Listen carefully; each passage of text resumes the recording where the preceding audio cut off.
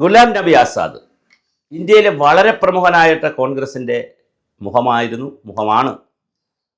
അദ്ദേഹം പക്ഷേ ഇടയ്ക്കിടയ്ക്ക് കോൺഗ്രസുമായി തെറ്റും. കോൺഗ്രസിനെ കുറിച്ചുള്ള അദ്ദേഹത്തിൻ്റെ അഭിപ്രായം അദ്ദേഹം വെട്ടിത്തുറന്ന് പറയാറുണ്ട്. ശരിക്കും പറഞ്ഞാൽ ഇന്ത്യൻ നാഷണൽ കോൺഗ്രസിന് ഇന്ത്യയിൽ സംഭവിച്ചു പോയ കുറേ ദുര്യോഗങ്ങളുണ്ട്. അതിലൊന്നാണ് ശരത് പവാറിനെ വിട്ടുകളഞ്ഞത്, അർജുൻ സിംഗിനെ വിട്ടുകളയുന്നു, രാജേഷ് പൈലറ്റിനെ വിട്ടുകളയുന്നു, പ്രണാബ് മുഖർജിയെ പ്രധാനമന്ത്രിയാക്കാതെ പ്രസിഡൻ്റാക്കുന്നു. അങ്ങനെ ഇന്ത്യയിലെ പ്രമുഖരായിട്ടുള്ള, അത് സ്വാതന്ത്ര്യകാലം മുതലുണ്ട്, സർദാർ പട്ടേലിനെ അർഹിക്കുന്ന സ്ഥാനത്തേക്ക് കൊണ്ടുവന്നില്ല. പട്ടേലിന് സ്ഥാനം കൊടുത്തു, പക്ഷേ എന്നാലും പ്രധാനമന്ത്രിയൊക്കെ ആക്കേണ്ടതിരുന്നു.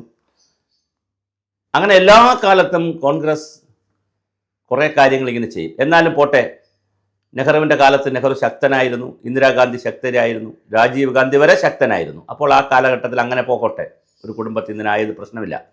പക്ഷെ അതിന് ശേഷമെങ്കിലും കോൺഗ്രസ് ഈ രീതിയിലൊന്നും ചിന്തിച്ചില്ല. നിർബലമായി തന്നെ വന്നു.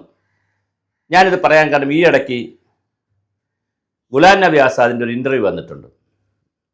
ആ ഇൻ്റർവ്യൂവിൽ അദ്ദേഹം വളരെ കൃത്യമായി രണ്ട് നേതാക്കളെ കമ്പയർ ചെയ്യുന്നുണ്ട്. ഒന്ന് നരേന്ദ്രമോദി, മറ്റൊന്ന് രാഹുൽ ഗാന്ധി.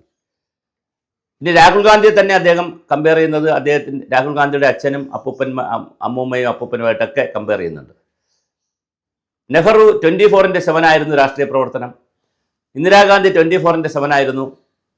രാജീവ് ഗാന്ധി രാഷ്ട്രീയത്തിൽ വന്നതിന് ശേഷം 24/7 ആണ്. അതേസമയം രാഹുൽ ഗാന്ധി 2 മണിക്കൂർ പോലും രാഷ്ട്രീയത്തിന് വേണ്ടി ചെലവഴിക്കുന്നില്ല. മോദിയാണെങ്കിൽ 26/7 ആണ്. അപ്പോൾ 2 മണിക്കൂർ എവിടെ നിന്ന് കിട്ടുമെന്ന് കഴിഞ്ഞാൽ അദ്ദേഹം കടമെടുത്തെങ്കിലും പ്രവർത്തിക്കും. അപ്പോൾ 24കാരേക്കാൾ 26/7 ആണ് മോഡി എന്ന് പറയുന്നു. മോഡി ജെറ്റ് വിമാനമാണെങ്കിൽ രാഹുൽ ഗാന്ധി ഓട്ടോറിക്ഷയാണ്. രാഹുൽ ഗാന്ധി ലോകത്തിന് മുഴുവൻ വിവിധമായ സ്ഥലങ്ങളിലും രാജ്യങ്ങളിലൊക്കെ പോകുമെങ്കിലും യാതൊരു പ്രയോജനവുമില്ല. പക്ഷേ നരേന്ദ്രമോദിയെ സംബന്ധിച്ചിടത്തോളം ലോകമാകെ ആദരിക്കുന്ന, ബഹുമാനിക്കുന്ന നേതാവാണ്. അങ്ങനെ വലിയ കമ്പാരിസനാണ് നടത്തിയത്. ഗുലാം നബി ആസാദിനെ പോലുള്ള വലിയൊരു നേതാവ് വെറുതെ പറയുന്നതല്ല.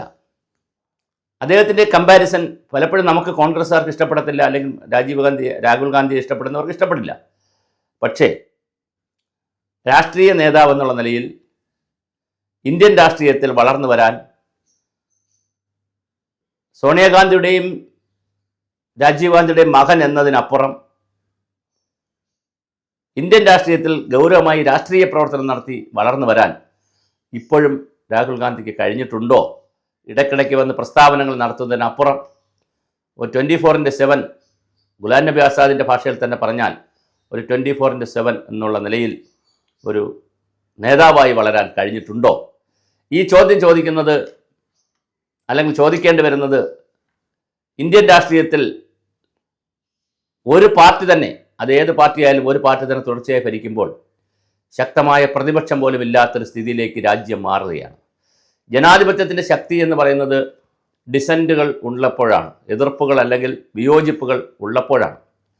ശക്തമായി നയങ്ങൾ വരുമ്പോൾ അതിനെ വിയോജിക്കാൻ പോലും ഉള്ള ശക്തി ഇന്ത്യ മുന്നണിക്കുമില്ല, പ്രത്യേകിച്ച് ഇന്ത്യൻ നാഷണൽ കോൺഗ്രസിനുമില്ല.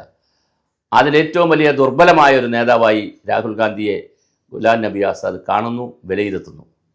ഇതിലെത്ര തൻ്റെ ശരിയുണ്ട് തെറ്റുണ്ടെന്നുള്ളതൊക്കെ കാലം വിലയിരുത്തട്ടെ. പക്ഷേ എന്തായാലും രാഹുൽ ഗാന്ധിയെക്കുറിച്ച് ഗുലാം നബി ആസാദിൻ്റെ ഈ പ്രസ്താവന മറ്റാരേക്കാളും ഗൗരവമായി കോൺഗ്രസ് നേതൃത്വം ഏറ്റെടുക്കുമെന്ന് നമുക്ക് കരുതാം. കാരണം രാഹുൽ ഗാന്ധിയെപ്പോലുള്ളൊരു നേതാവ് എന്തായാലും രാജ്യത്തിന് ആവശ്യമുണ്ട്. അപ്പോൾ അത് 24/7 ആയി ഓട്ടോറിക്ഷയിൽ നിന്ന് ജെറ്റ് വിമാനത്തിലേക്ക് ഉയരുന്ന ആളായി രാഹുൽ ഗാന്ധിക്ക് മാറാൻ കഴിയുമോ എന്നുള്ളതാണ് രാഹുൽ ഗാന്ധിയുടെ ഭാവിയും ഇന്ത്യയിൽ കോൺഗ്രസിൻ്റെ ഭാവിയും ഒരുപോലെ തുല്യമാകുന്നത്.